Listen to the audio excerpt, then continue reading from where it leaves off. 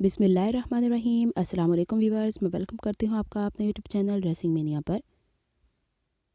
आज मैं आपके साथ शलवार नुमा ट्राउज़र्स की डिज़ाइनिंग शेयर करने जा रही हूँ। मेरे पास जो फैब्रिक मौजूद है लॉन कॉटन का वाइट कलर का, चौड़ाई 19 इंचेस डबल फोल्ड पे। ये कपड़ा 2.5 मीटर लंबा है। इसे मैंने इस तरीके से पहले चौड़ाई के रुख पे डबल फोल्ड किया, फिर इसे लंबाई पे फोल्ड कर दिया। इसके ओपन हिस्से ऊपर की तरफ हैं। इसके ऊपर जो पहले निशानात मैंने लगाने हैं वो मेरे बॉडी मेजरमेंट के हिसाब से, आप अपने बॉडी मेजरमेंट के हिसाब से देख लीजिएगा। सबसे पहले मैंने 2.5 इंच मार्क किया है ऊपर इलास्टिक फोल्डिंग के लिए। फिर यहाँ पे इलास्टिक फोल्डिंग के मार्जिन को छोड़ने के बाद 15 इंच आसन का मार्क कर लूँगी। फिर इसके बाद मैंने वेस्ट मार्क करनी है फोल्डेड हिस्से से ओपन की तरफ 12 इंच, और यहाँ पे जहाँ पे आसन का मार्क लगाया है वहाँ पे फोल्डेड हिस्से से अंदर, यानी ये जो आपको नज़र आ रहे हैं ओपन हिस्से, वहाँ पे मैं 16 इंच मार्क कर लूँगी। अब इन दोनों पॉइंट्स को जो 12 इंच हाइट के ऊपर हैं ये पहले स्ट्रेट करते हैं, फिर आपको ज़रा मैं कर्व करके दिखाती हूँ कि इस तरीके से हमें थोड़ा तिरछा लेके जाना है, एकदम से गुलाई नहीं देनी। इसे थोड़ी देर में मैं दोबारा चेंज करूँगी। अब जो इलास्टिक का मार्जिन था उसे नीचे की तरफ मैं 35 इंच निशान लगा रही हूँ। अच्छा, ये शलवार जो है आपकी नॉर्मल लेंथ से थोड़ी छोटी बनेगी। इसके अंदर दोबारा से पिंटक्स की स्टिचिंग होनी है और फिर इस वजह से मैंने थोड़ा मार्जिन ज़्यादा रखा है। पाइचा यहाँ पे नॉर्मल जो तैयार आना है वो 7 इंच है, लेकिन चूँकि इसके नीचे दोबारा से एक दफ़ा और कपड़ा लगना है तो मैंने यहाँ पे 10 इंच चौड़ा रखा। हल्की सी गुलाई शेप कर्व स्केल से दी। अब जो मैंने ऊपर वेस्ट का निशान लगाया है और नीचे यहाँ थाइस का निशान लगाया है, ये मैं कर्व स्केल से आपको करके दिखा रही हूँ। ये ज़्यादा बेहतर रह जाएगा, लेकिन बाहर की तरफ आप लोगों ने तकरीबन 2-2 इंच एक्स्ट्रा ले लेना है, क्योंकि ये दोबारा कटेगा, दोबारा सिलेगा, इसमें सिलाई का मार्जिन दरकार होगा।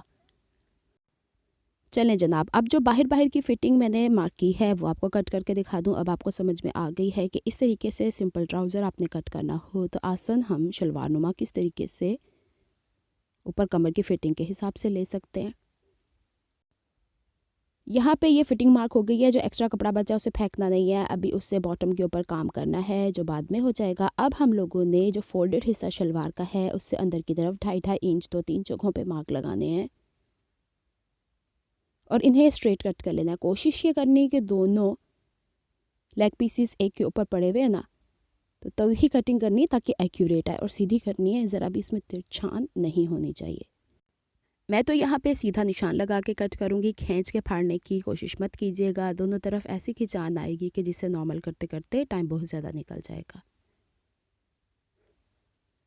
वाइट कलर के फैब्रिक के ऊपर कभी भी ब्लू रेड चॉक मत यूज़ करें। अगर आप वाइट के ऊपर इस्तेमाल करें तो लाइट सा येलो कर सकते हैं। कोशिश करें कि ये भी बहुत ही लाइट यूज़ करें। अब इन पट्टियों को ज़रा साइड पे करते हैं, और जो ये 4 पीसेस हमारे पास हुए हैं, सबसे पहले इसके बैक के ऊपर, क्योंकि मैं सादा कपड़ा इस्तेमाल कर रही हूँ, तो इसके बैक पे क्रॉस का निशान लगा लें ताकि आर पार पता चले। सबसे पहले बॉटम से ऊपर की तरफ 1.5 इंच का निशान लगाया, उससे मैंने इस रुख पर फोल्ड किया कि सीधी तरफ क्रीज बने। मैंने आपसे पहले ही कहा है 4 पीस हो गए हैं, कन्फ्यूजन हो सकती है, बैक पे क्रॉस का निशान लगा लीजिएगा। फिर 1/2 इंच पर मैंने एक और ऐसे करके इस तरह की नोक की मदद से क्रीज बैठाई। इसके बाद जो मैं निशान लगाऊंगी वो 1 इंच का, फिर 1/2 इंच का, फिर 1 इंच का, फिर 1/2 इंच का। ये एक सेट बन गया है मेरे पास पिंटक्स का। अच्छा, जो निशानात लगाने हैं वो सीधी जगह पे, क्योंकि आपको पता है कि ट्राउज़र के एक साइड पे तिरछान है, तो तिरछान को तिरछा करके मत निशान लगाएगा। और अब ये जो निशानात लगा रही हूँ ट्राउज़र की सीधी तरफ, क्योंकि इसमें सारी खूबसूरती इन पिंटक्स की ही है। ये जो मैंने यहाँ पे 1-1 इंच के इंटरवल पे 1/2 इंच के गैप के साथ पिंटक्स को स्टिच किया है। टोटल 5 सेट्स होंगे। नीचे से मैंने इसलिए 1.5 इंच पहले छोड़ा है कि क्योंकि वहाँ पे दोबारा से बॉटम का पीस स्टिच होना है। अब आपके सामने इसे देखें मैं किस किस तरीके से प्रेस कर रही हूँ। जो सेंटर वाला स्ट्रेट साइड है ना, उसको बस आप स्ट्रेट फोल्ड कर देंगी तो ऑटोमेटिकली यहाँ पे पिंटक्स आराम से वैसे ही एग्जैक्ट आएंगी जैसे कि आ जानी चाहिए। थोड़ा दिक्कत लगता है ये वाला काम, लेकिन मैं समझती हूँ कि अगर इसे आयरन कर लिया जाए تو بعد میں یہ آسان ہو جاتا ہے. میں نے کبھی آئرن کے بغیر اس سے کبھی پنٹکس کو اسٹچ نہیں کیا، اس میں کھچاو آ جاتا ہے، کمی زیادتی بھی ہو سکتی ہے. چلیں جناب، ساری کی ساری ہم لوگوں نے ایسے ہی پریس کرنی ہے اور 4 پیسز کے اوپر یہ محنت کرنی ہے. یہاں پہ میں آپ کو دکھا رہی تھی کہ اسے سیپریٹ کرنے سے پہلے ہی اس کے بیک کے اوپر اگر آپ کراس کا نشان لگا دیں گے تو آپ کو بڑی ہی آسانی ہو جائے گی. نہیں تو پھر دونوں ایک طرف کے لیگ پیسز بن جائیں گے، بعد میں پھر پنٹکس کو اسٹچ کرنا، آئرن کرنا بڑا ٹف کام ہے. سادہ فیبرک کے اوپر یہ کنفیوژن ہمیشہ ہوتی ہے، پرنٹڈ پہ تو ہوگی نہیں نا، لیکن یہ شلوار سادہ وائٹ پہ ہی زیادہ خوبصورت لگے گی. اب اس کو اسٹچ کرتے ہوئے بھی دھیان دینا ہے. آپ کو کسی بھی اینگل سے اسٹچ کرنا ہو، بھلے ترچھی سائڈ فرنٹ کی طرف آ رہی ہے یا اسٹریٹ سائڈ، آپ کو اسٹریٹ سائڈ ہی بیلنس کرنی ہے یوں. اور کوشش کریں کہ جو پہلے پنٹکس ایک دفعہ اسٹچ ہو جاتی ہے پوری ایک، تو اس کو اوپر رکھیں تاکہ وہ چن بن کے پیچھے نہ آ جائے، کیونکہ اس کے اندر کپڑا ابھی سمویا ہوا ہے. اس کو جب ہم آئرن کریں گے تبھی وہ فلیٹ ہوگا، ورنہ یہ راؤنڈ ہوتا چلا جاتا ہے. یہ چھوٹی چھوٹی سی ٹپس ہیں، مد نظر رکھیں گے تو آپ کے لیے ہی فائدہ ہے. چلیں جی، اس طریقے سے میں نے یہ ساری کی ساری پنٹکس کو آگے پیچھے کر کے ایک دوسرے کے رکھ کے اسٹچ کر لینا ہے. آپ کے سامنے میں نے اس لیے کر کے دکھا دیا ہے تاکہ آپ کو پتہ چل جائے کہ یہ دیکھیں. اب یہاں پہ ترچھا حصہ ہے، ترچھے کو میں سیدھا کرنے کی کوشش نہیں کر رہی، بلکہ جس طرف سیدھا حصہ ہے اس کو سیدھا رکھ کے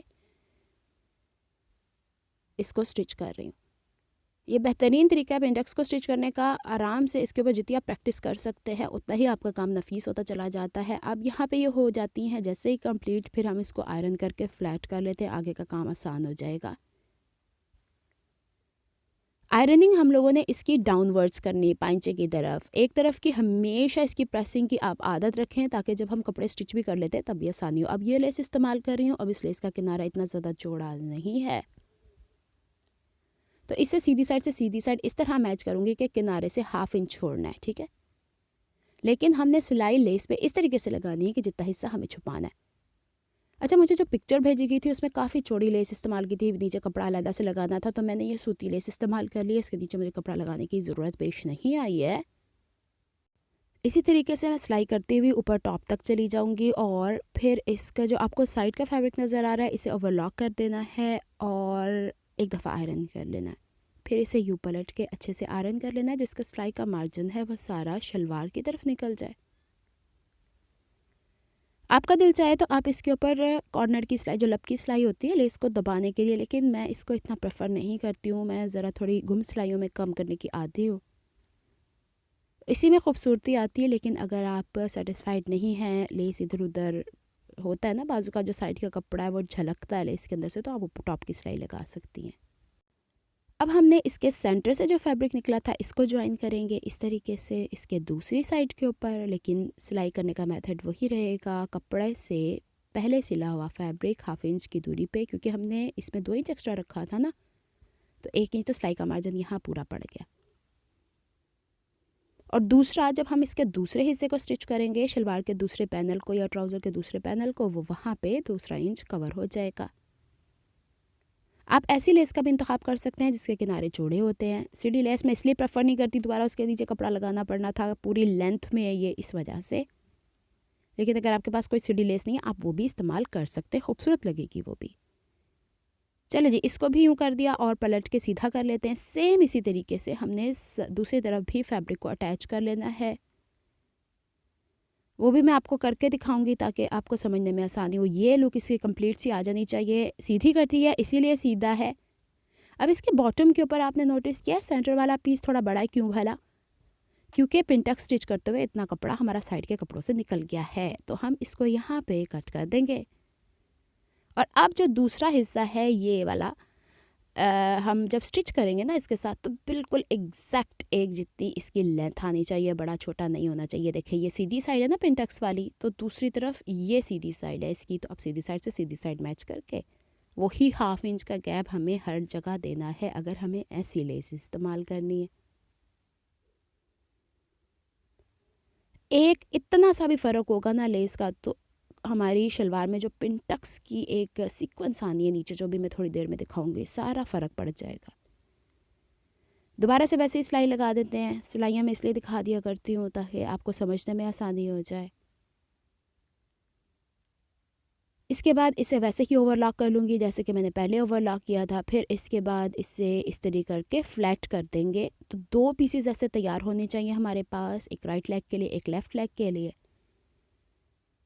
اب باری آتی ہے ہماری کہ ہم لوگوں نے کس طریقے سے اس کے باٹم کو تیار کرنا. دیکھیں بالکل ایک سیکوینس میں, آپ چاہیں تو سینٹر پینل کے اوپر کرس کراس میں کر سکتے ہیں, لیکن یہ جتنا سمپل اتنا ایلیگنٹ لگتا ہے. اب یہ دونوں پیسز تیار ہو گئے ہیں. سیدھی سائڈ سے سیدھی سائڈ میچ کر کے پہلے میں آسن سٹچ کر لیتی ہوں. پھر اس کے بعد اوپر میں الاسٹک بینڈ ویسے ہی لگاؤں گی جیسے سمپل ٹراؤزر کا لگتا ہے, وہ میں آف دا کیمرہ کر لیتی ہوں تاکہ آپ کو دقت نہ ہو, آپ کا ٹائم ویسٹ نہ ہو. پھر باٹم کی طرف آتے ہیں. یہ دیکھیے یہاں پہ میں نے آسن اور الاسٹک اوپر لگا لی ہوئی اس کی, اور اس کے بعد اب لینتھ ناپتے ہیں ذرا کتنی کوئی کم ہو گئی ہے, کیونکہ ہم نے پہلے ہی لینتھ کم بھی بنائی ہوئی تھی نا. تو اب یہاں پہ آ رہا ہے 34 انچز, سمجھیں 33.5 انچز, لیکن ابھی بھی باٹم کے اوپر لیس لگنی ہے. اب ہم نیچے ویسے ہی لیس لگا لیتے ہیں جیسے کہ میں نے آپ کو سائڈ پینلز پہ بتائی ہے. سیم وہی میتھڈ رہے گا. اس کے اوپر سلائی لگاتے ہیں. اچھا اب چوڑائی کے رخ پہ لگاتے ہیں, ویسے کھینچیے گا مت کیونکہ کپڑا اس میں چوڑائی کے رخ پہ ہے. پھر اس کو اوور لاک کر کے بیک کی طرف پلٹ دینا ہے. اب اس کے باٹم پہ جو لمبائی کم پڑ رہی ہے وہ 4 انچ کپڑا, لیکن اس میں سے تقریباً 1.25 انچ جائے گا. تو میں نے 8 انچ لمبائی کا اور 5 انچ کی چوڑائی کے حساب سے کپڑا لے لیا ہے, اور اسے لیس کے دوسری طرف اس طرح سٹچ کریں گے کہ فرنٹ سے سٹچ ہوتا بیک کی طرف جائے گا. اسے اب بیک کی طرف ایسے آئرن کرنا ہے کہ سلائی کا مارجن نیچے کی طرف چلا جائے. اب یہ نیچے والے حصے سے پہلے 1/2 انچ بیک کی طرف فولڈ کریں گے, اور پھر اسے اوپر لے جا کے اس سلائی کے پاس جا کر فولڈ کریں گے جو کہ ہماری لیس کو سٹچ کرتے ہوئے نیچے والی سلائی ہے. لیس کو ہم نے سٹچ کیا 2 جگہوں سے نا, ایک اوپر ایک نیچے. تو اسے اب یوں اوپر کی طرف فولڈ کر دیا. ابھی اس کی کوئی ترپائی نہیں کرنی ہے, ابھی میں آپ کو اس کی گم سلائی کے اندر ساری ڈیٹیلز بتاتی ہوں, لیکن اس سے پہلے دیکھتے ہیں ہم پائنچہ کتنا رکھنا ہے. تو اسے یوں فولڈ کر کے 7 انچ چوڑائی پہ میں نے پائنچہ رکھ دیا, ایکسٹرا مارجن کٹ کر دینا ہے. آسن میں نے رکھی 15 انچ, نارمل شلوار سے تھوڑی زیادہ رکھ دی ہے میں نے اس دفعہ. اب کیا کریں گے کہ چاہیں تو یوں ہی سلائی لگا لیں, لیکن نہیں اچھی لگتی تو اس کپڑے کو یوں کھول دیں, اور جو دونوں فیبرک یہاں پہ ہیں ابھی میں آپ کو دکھاتی ہوں, یہ والے, اس کو دونوں کو پلٹ کے آر یا پار فرنٹ پہ یا بیک پہ لے جائے جیسے آپ کو کنوینئنٹ لگتا ہے. سائڈ سے یوں بیلنس کیجیے گا اور اس کی سلائی ویسے ہی لگا دے جیسے کہ آپ میانی کی سلائی لگاتے ہیں. نشان تو لگا لیا نا ہم نے پہلے. یہ لے جی سلائی ہو گئی ہے, اس کو یوں پلٹنا ہے. یہ میں نے کافی دفعہ آپ کو پہلے بھی سکھایا ہے, اس لیے میں نے آف دا کیمرہ سلائی لگا لی ہے. اس کو یوں پلٹیں گے, بیک پہ یہاں پہ ترپائی کر دیں گے. ترپائی کہاں کرنی ہے بھلا؟ اس والے پوائنٹ پہ لیس کے ساتھ. تو گم سلائی میں آپ کا یہ حصہ بن گیا ہے. لیجیے جناب, ہو گیا ہے ٹراؤزر کمپلیٹ. یہ ہے اس کی لک. میں اس کی پکچر بھی یہیں کہیں اٹیچ کر دوں گی تاکہ آپ کو سمجھنے میں آسانی ہو کہ مجھے جو دیا گیا تھا ٹارگٹ یا چیلنج, اسے میں نے ایکسیپٹ کیا ہے. اور یہ ہے ساری کی ساری لوگ. بیک سے دیکھ لیں, اوپر نیچے آپ کی پن ٹکس نہیں ہونی چاہیے اگر آپ نے ایگزیکٹ میجرمنٹ سے بنایا ہے. اگر آپ کو میری ایفرٹس پسند آتی ہیں تو please like my videos, subscribe to my channel, hit on the notification bell for more updates. Instagram dressing mania 21 پہ آپ مجھے فالو کر سکتے ہیں, اور کمنٹ میں ضرور بتائیے گا آپ کو یہ پروجیکٹ کیسا لگا. ملتی ہوں نیکسٹ ویڈیو میں کسی نئے پروجیکٹ یا آئیڈیا کو لے کے. تب تک کے لیے دعا میں یاد رکھے گا, اپنا بہت سارا خیال رکھے گا. اللہ حافظ.